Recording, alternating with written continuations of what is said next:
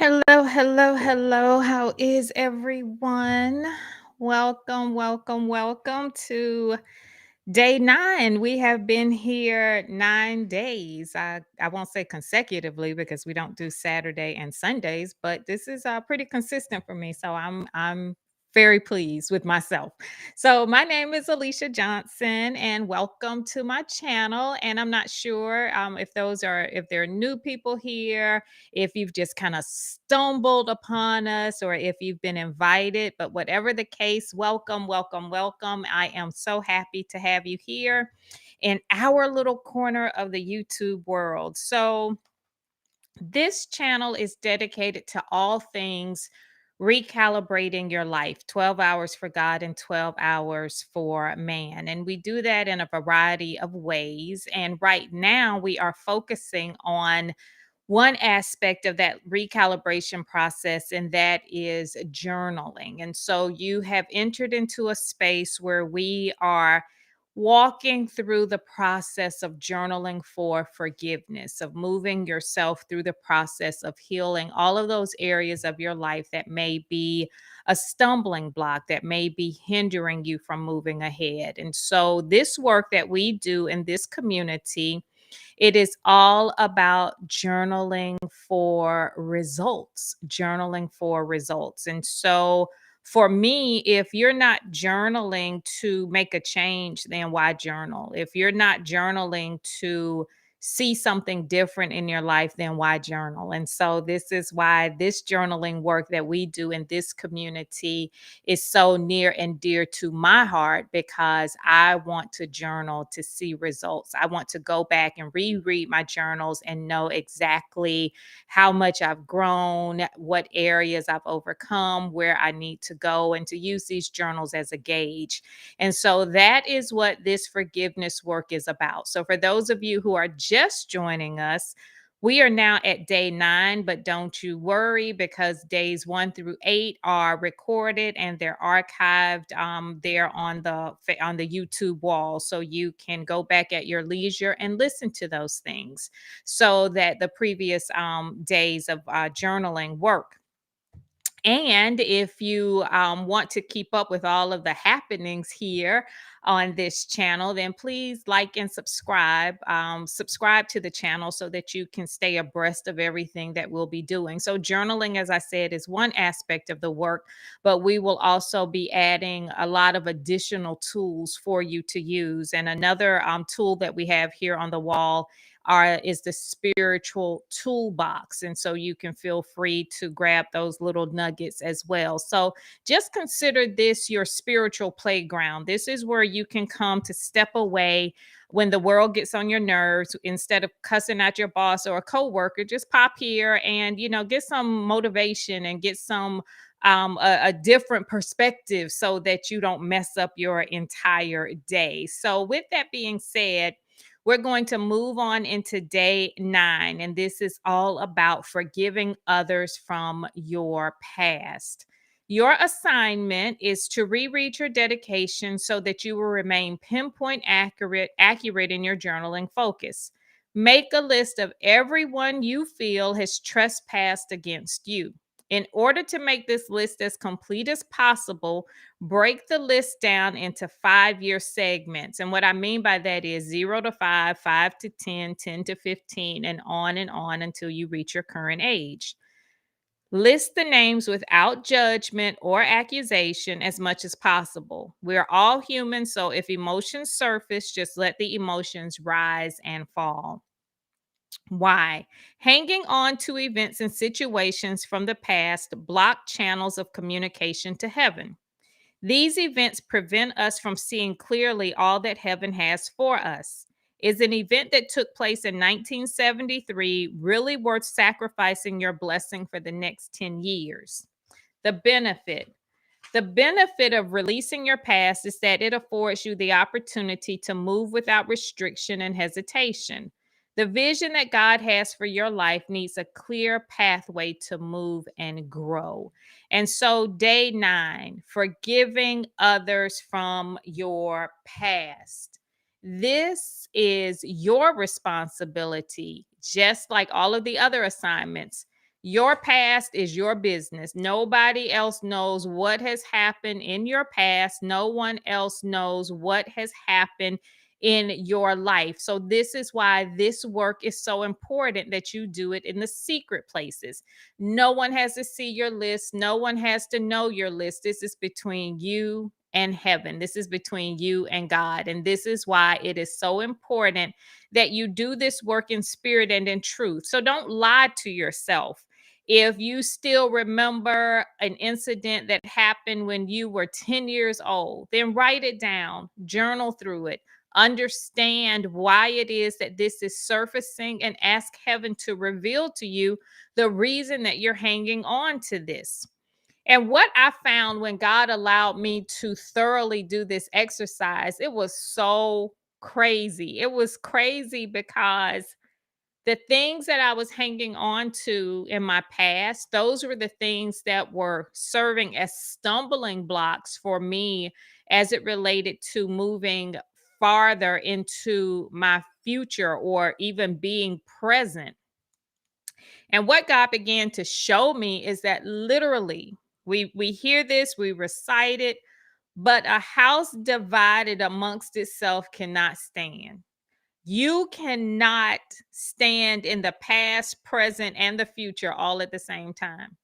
You cannot. Try it. Try it for yourself. Try to think about a past event and be present and think about the future at the same time. It's not one out of two, it's not two out of three. It's like you can only do one thing at a time. You're either in the past, you're in the present, or you're in the future. And when heaven began to show me how I was wasting my present moments, I was really squandering. And the present moment is your time. The present moment is, air quotes, the time that you have at this juncture as it relates to your presence here on earth. It's the only time that you have to do something that is going to move you ahead. So for me, heaven began to show me how living in my past was actually robbing me of my present. And that really floored me because I was giving so much time away to people that probably at this point in time, if they're even still living, have no idea of how I was feeling about a certain situation. And that is not just for me, that's for you too. A lot of the things that you are hanging on to from the past, ask yourself, if it was an older person, let's say something happened when you were 10 or 11, okay? And let's say that you're in your 50s or 60s now. And let's say that that person that did, that made you angry or whatever, let's say they were in their 30s or 40s, okay? Do the math, y'all. Do the math, okay? If they're still on the planet, do you think that you rank that highly on the totem pole? If they're still on the planet and they're in their right mind, do you actually think that you have ranked that high again? If they're on the planet and they're still here, I'm sure that they have moved on with their lives and that little scenario was just a little blip in the radar. And that's what God began to show me, because when I started to go back and think about all of the transgressions and the things that had happened, and I started to list the people and I started to research to find out, if the people were still, I was like on legacy.com. It was awful. I was like on legacy. Are they still even on the planet? Are they still here? And and then for the people that may have been my age or close to my age, because of social media, it's not very difficult to find people. Okay. And so when you do, or if you are able to find people, and what was very sobering for me was that a lot of the people that offended me early on in life, and if you have connections with them on social media or if you can find them, when you realize that life has literally moved on for everyone, and a lot of times when you realize the additional burdens that people have to go through, like one person that I was like kind of angry with or whatever, once I realized the everything that they had gone through, I was like, why am I even concerned about this? This is awful. in hindsight, based on that little thing, my life has not been that bad. My life has not been that bad. So I'm going to hang on to this little thing and allow it to prevent me from moving even further. So this exercise is a very sobering one. But the funny thing is that a lot of times when we do this forgiveness work, and I'm getting ready to help you, I'm going to humble you real good, okay? Because God had to humble me. And that's one of the things I promise people. I'm not going to take it any easier on you than God did with me, okay? So God kind of raked me over the coals. So, hey, suck it up, buttercup. You're going to be all right. So, one of the things that God had me to realize is that I'm writing down all of these names, right? Well, they did this to me. They said this about me. They did this, they did that. And God was like, how many lists are you going to end up on? I was like, what that mean?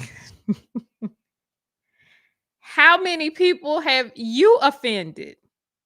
How many people have you pissed off? How many people have you made angry? How many people have you done things to that really didn't register on your radar, but you are still ranking high on their list? And we all want to think of ourselves as angels. We all want to think of ourselves as I just do everything lovingly. I just want to love everybody. I just want to be nice to everybody. I really don't have these issues. Uh-huh. Think again. Think again. And that is going to help you to move through this list a little bit faster. Once God helped me to understand you can only rise as high as you allow someone else to go. So the longer that you hang on to your list, the longer you're going to remain on somebody else's list. I was like, oh, okay. And what God began to help me to realize is that with this work that I'm doing, with this work, and you got to understand what your vision requires. With this work that I'm doing, the spirit realm plays a very large role in the work that I do. And spiritually, I cannot afford to have the atmosphere tainted with grievances from people who are hanging on to things that I've done. So the quicker that you forgive, the quicker you will be forgiven. And this was so powerful for me. Now, I have done this forgiveness work so many times. Oh, my goodness. Oh, Lord. I can't even tell you how many times I've done this forgiveness work. In the group, I think we've done this forgiveness work. Some of y'all help me. I know some of us have done this forgiveness work together at least four or five times in community, like in community. Okay. I personally have done this work as it relates to when I say this work, like the methodical day by day work. I've done this at least because I teach it outside of the community as well. So I teach it, I do it. So I've done this work at least probably 20, 25 times myself and collectively. And the very last time that I did this work, well, one of the two times before, like a couple times before, like maybe at the beginning of this year, I was actually drifting off to sleep, and forgiveness work is strange. And that forgiveness work just kind of it peels off the layers. Like if you imagine something that's like compact, okay? And so like the layer will come off and then it'll just rise a little higher and then another layer come off and it'll rise a little higher. So that's what forgiveness work is. So you think that you may have done a good pass at forgiveness, but that layer of forgiveness is just giving room for everything that's underneath that to rise up. And let me tell y'all how God works. So there are some people from my past. Now there are things like forgiveness work is really strange in the sense that sometimes it's about you, sometimes it's about the other person. Like they're different facets. Like if you look at a diamond or if you look at like one of those kaleidoscope things, like just like so many different angles you can look at it. So if you look at it from this angle, it gives you one story. If you look at it from that angle, it gives you another story. So as I started to go deeper into the forgiveness work, one of the things that came up for me is that a lot of things that I was hanging on to in my spirit, it was so powerful. God was like, you are hanging on to this thing, this situation with this person, and you will personally never, ever, ever see this person again. Like never again on this planet. Like your time has passed. Your that interaction, that season for that relationship is over. Because a lot of times we play this thing that maybe it's just me, but we play this thing. Now, if when I see this person again, then I'm gonna let them know. God was like, you will never see this person again. Never. Old co-workers, never. Old college friends, never. You won't see these people again. I was like, you know what? That's real good. So I personally started to make my list of people like I could just, ooh, it was just like a burden off my chest. I was just like, thank you, Jesus. This is good. Like, okay, I can really let this go because this person will never, ever, ever cross my path again. It's like, okay. And so I started to make my list. And so it was like, they talk about the Christmas list, make your list, check it twice, and all of that. So I was making my list and I had all these people and I was confirming it with God. I was confirming it. So I made my list. I was like, this person on the list, I never have to see them. God was like, nope. I said, okay. So I felt good with that. I say, this person right here, I never had to see him again. God was like, nope, that time has passed. For real. Yep. This person right here, I'll never have to see them again. Nope, not in the schedule. I said, for real. And then I got to this one person. I had this one person on the list. I said, I put her on the list. And God said, nope, keep her. Nope, you're gonna cross paths with her again. I said, what? So I said, keep her on the list. God said, keep her on the list. So everybody else kept moving, from one list to the other. Y'all, a week later. Do you hear me? Like a week later. It might have been exactly. It was like pretty much a week later. And I get this text. It almost like it just floored me. It really floored me. I was sitting at my desk and I'm in my office now. So I was sitting here. This is that's my work desk right there. So I was sitting at my desk working and I had my phone next to me and it dinged like I got a text message. And the text message was from the person that was on the list that God told me to keep on the list. I almost fell out of my chair. And the message that was sent said, hey, I tried to call you, but it went to voicemail, which was probably for the best. And my phone is set up because I get so many text messages and so many calls. My phone is set up so that it's on like do not disturb most of the time. So it didn't surprise me when she said that the call didn't go through.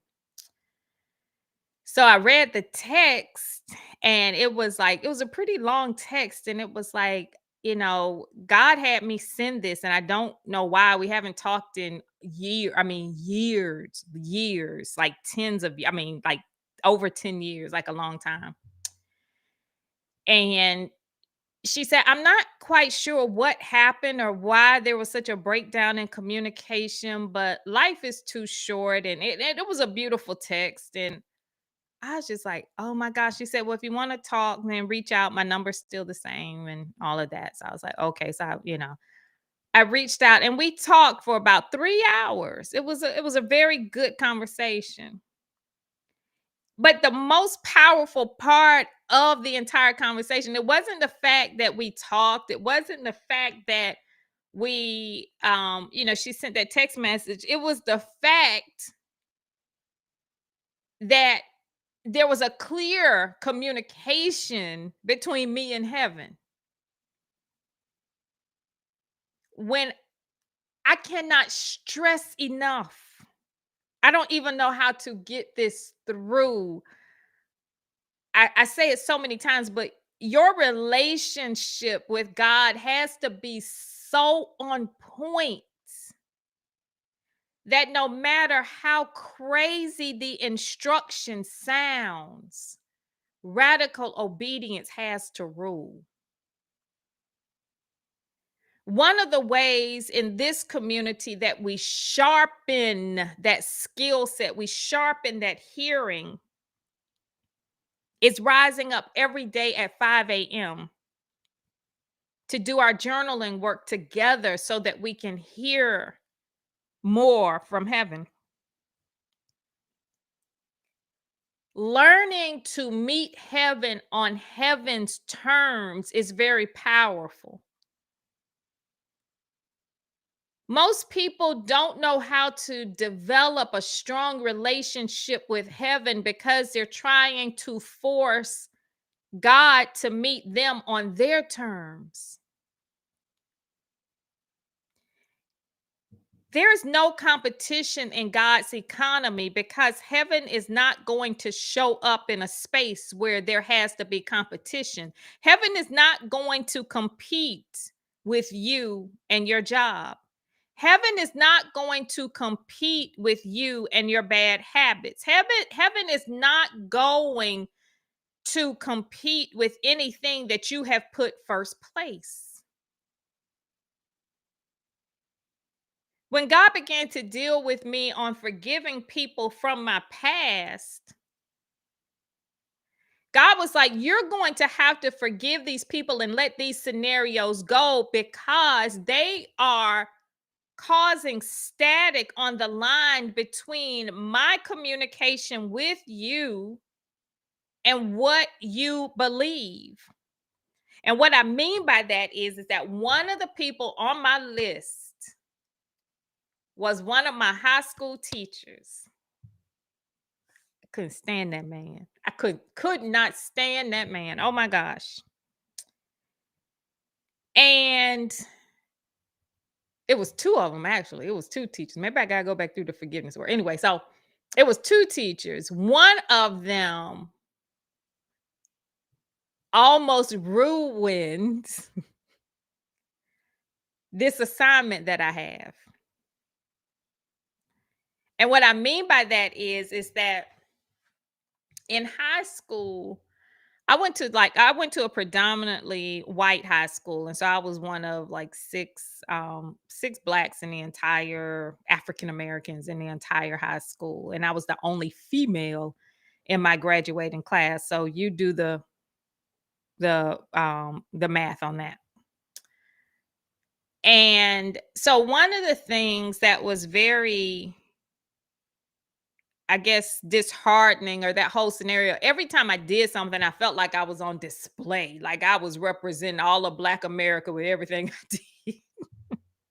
Everything I did, I'm doing it for the people. I had to act right for the people. I had to do this. So every time I did something, I felt like it had to be the best so that I could be a good and powerful representation. And one of the things, and this is why we have to understand like the gifts that heaven has sent us here with on earth. Like one of the things that we have been sent here with are our own personal gifts, like the things that we kind of take for granted, the things that we do easily.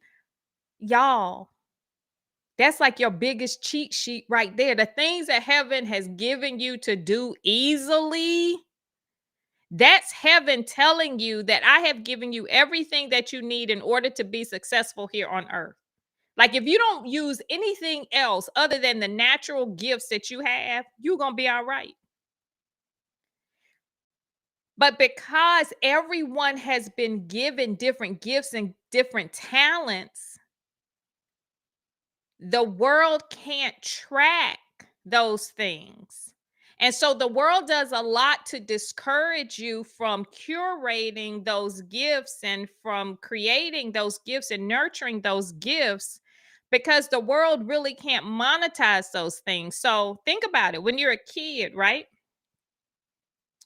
And you have like career day, or you have those days where, people come in and you talk about what you want to be when you grow up. Everybody had like the same, like, I want to be an athlete. I want to be a doctor. I want to be a lawyer. I want to be this. I want to be everything that was in a major category. I never heard anyone say, I want to teach people to journal. I want to crochet. I want to knit. I want to plant flowers. I want to do this. It was always the big things, because the big things were the things that got everyone's attention. And so we will put our gifts, our natural gifts and our natural calling to the side so that we can go after the shiny objects. And I'll never forget, I used to take the shuttle bus. This is when I worked in Georgetown. We used to always there used to be a shuttle bus back and forth to the metro. And so one girl, I didn't even know this chick, but it was her last day at work, and we happened to sit next to each other. And she had like this box and everything. I said, "So you got a new job or what?" She was an attorney, and she says, "Today is my last day and I quit." I said, "You quit?" I said, "You're going to another firm?" She says, "No, I quit law. Like I quit being an." I said, "You quit being a whole attorney? Like you just quit your whole career?" She says, "Yes." I said, "Well, what are you gonna do?" She's like, "Make furniture." I said, "Go on, girl. Go on, make that furniture." Her parents, she said everybody was so upset with her, but she said that after getting her law degree and doing all, she said, "This is just not for me. I just don't want to do this." How many times have you heard people that have gotten, and I was one of those people.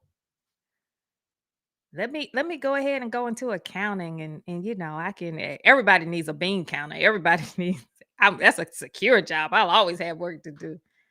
Y'all, if it does not feed your soul, you're going to be hungry for the rest of your life. This is why I want everyone who crosses my path to tap into the truth of who God has created you to be, so that you can understand what that fulfillment looks like, independent of what you are relying on in the world. It's like when on earth as it is in heaven, for everything in the natural, there's a parallel and corresponding occurrence in the supernatural. Get this. So in the world, when you have like two computer systems, like they're going to bring one, like they're bringing on a new system, right? For a period of time, they'll run like both systems, like, a dual run, a dual process, so that they can compare data and all of that. Do the same thing with your life.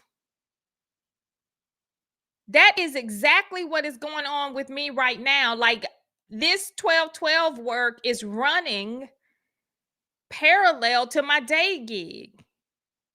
And it is so powerful, because when you understand the truth of who God has created you to be, the world can no longer beat you down.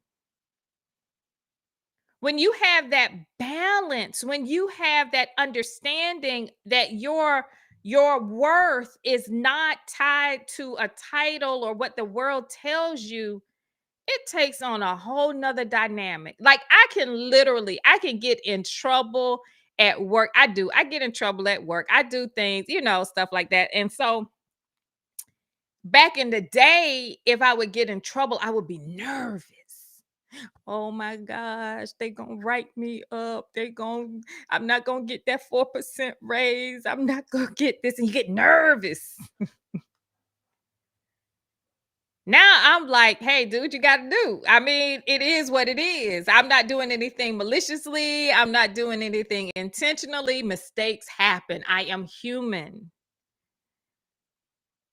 because I have established my true worth through the assignment that God has given me.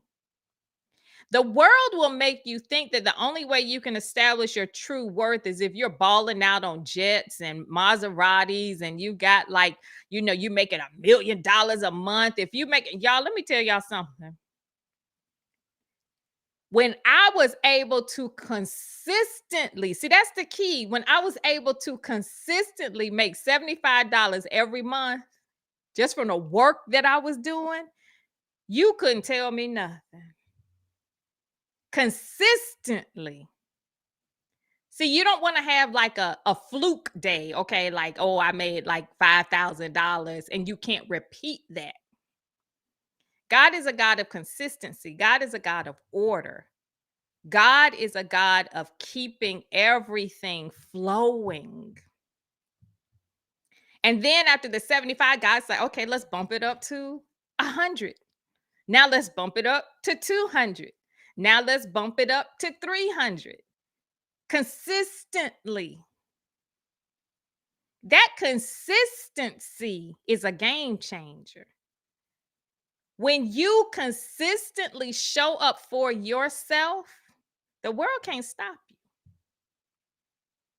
The reason we keep going back to the world and we keep dibbling and dabbling and flaking on our dreams and stuff is because we're not consistent. We haven't shown ourselves and proved to ourselves that we will do what needs to be done regardless. I consistently show up for myself. I consistently show up for God. And guess what? God consistently shows up for me. And so tonight, I like to keep these things at like 30 minutes. I think I'm a little bit over, but hey, y'all will be okay. Tonight, allow your past to go, y'all. Allow the past to go because when you realize the cost, if you count the cost of what it is, what it means as it relates to God's economy, hanging on to those things, if those things are blocking one iota, okay, of communication with heaven, that's too much. If anything from your past is preventing you from hearing heaven clearly, you got to let that thing go. Let it go because your blessing is waiting on you. Your blessing is not going to move one step closer to you. Your responsibility is to move closer to the blessing. All right, everybody. So thank you so much for joining me tonight. Once again, for those of you who are new here, thank you for showing up. And please subscribe to the channel so that you get notifications of when we're going live, when we are doing different events and things of that nature. And do your homework. Do your homework. Days 1 through 8 are there. Go back, re-listen, and share. Share. Forgiveness is for everyone. Everyone needs forgiveness. So just give it away. Just give it to people. Say, listen, I ain't all up in your business like this, but I know everybody needs forgiveness. So just give it. Love you all. Have a good one, and I'll see y'all tomorrow. Sweet dreams.